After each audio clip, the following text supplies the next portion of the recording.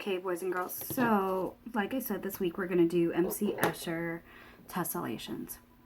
I have a big piece of paper here, a smaller piece of paper. This is actually an index card, but if all you have is paper, you can easily make this out of a regular piece of paper as well. I have some scissors, a writing utensil. I have some tape. This is packing tape, but it could be really literally any tape. And later on, if you'd like to, you can go over it with black marker if you'd like. But as I always say, you do pencil first. So the first thing you need to do is we need to turn this rectangular piece of paper into a perfect square. The way that I'm going to do that is I'm going to take a corner and I'm going to almost make a triangle sandwich out of it. I'm going to line it up with that bottom corner. Once it's lined up with that bottom corner, I'll do that again. Take the top corner, fold it over, line it up with that bottom corner, and crease. So now I have a perfect triangle here. Perfect triangle sandwich. Now, we just have to cut the leftovers. So along that perfect triangle, I'm going to cut the leftover paper.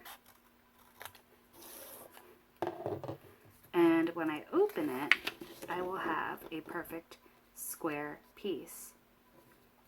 Now from there, it's time to make our shape for our tessellation. And the way I'm going to do that, boys and girls, is I'm going to cut from one side, and whatever comes off from that side, I'm going to translate it over here. Watch me. Whatever I cut from one side,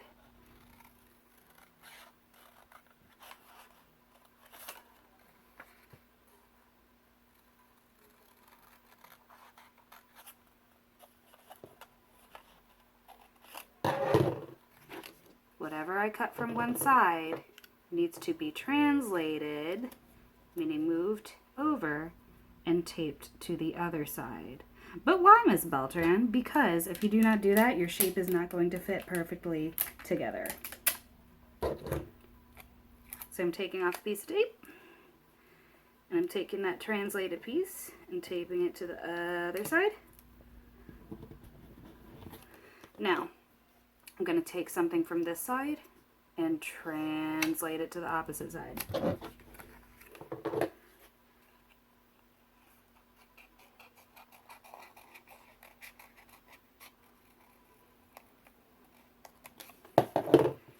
Okay, so I cut a little piece from that side, so that means I need to translate it up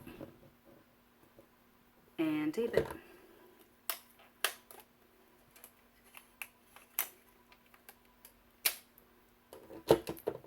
Now, does your shape need to be like mine? Absolutely not. Absolutely not. You can create whatever shape you want.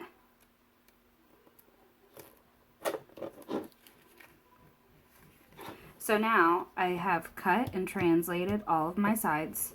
So now it's time to make the tessellation. So boys and girls, I'm going to line the tip of my shape. So the tip of my shape is going to line up right with the tip of my paper. The whole shape should fit in the top. Watch what I do. I'm going to do this in marker, but you do it in pencil because you can erase pencil. I'm just doing it so you can see better. I'm going to trace my shape so that it all fits in that very tippy top of my page.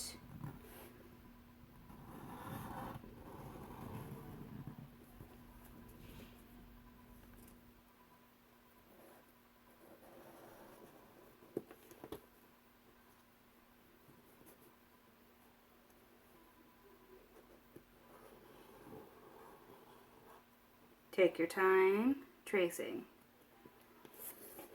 And there I have my first shape. And then watch. Now that I've made my first shape, I'm going to translate it over. And then look, it fits perfectly inside my first shape. So I'm going to line it up right next to it.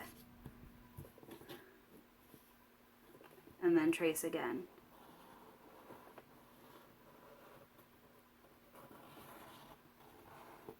I'm doing it very slowly because all paper moves. That's just the name of the game. So just trace very slowly. Do not get frustrated. Now my second one, and I'm just continuing on.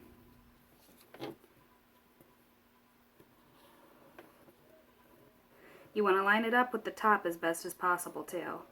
I'm keeping all my shapes on the tippy top.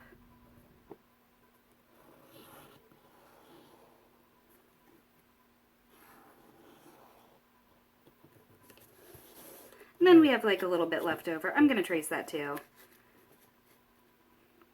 Line it up, and I'm just going to finish the shape. Now it's time to go and do another row.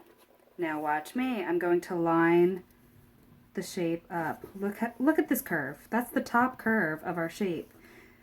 So I'm going to take the top curve and line it up. And then it's time to trace.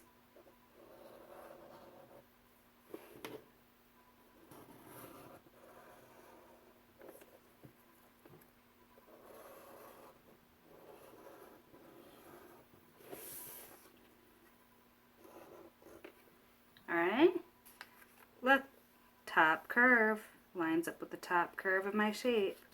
Line it up as best as possible.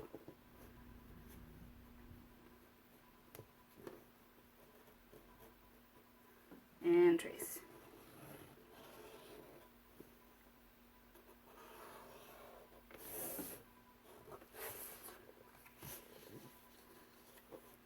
Gonna line it up with my top curve again. Remember, we're translating it over and tracing. Nice and slowly.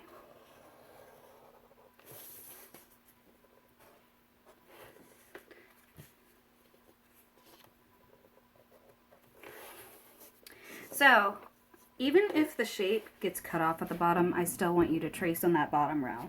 So same thing like I did for this row. I'm going to line that bottom curve with the top curve of my shape.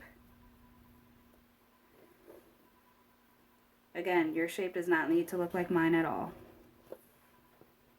I'd actually love it if it didn't. So you guys can be creative. But your bottom should always line up with the top of your next shape.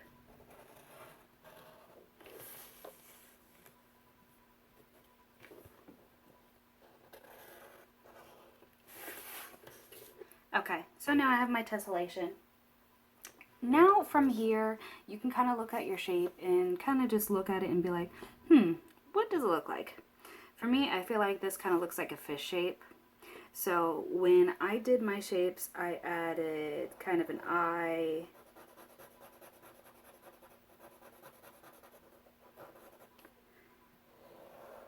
the smile, and then I added a fish fin.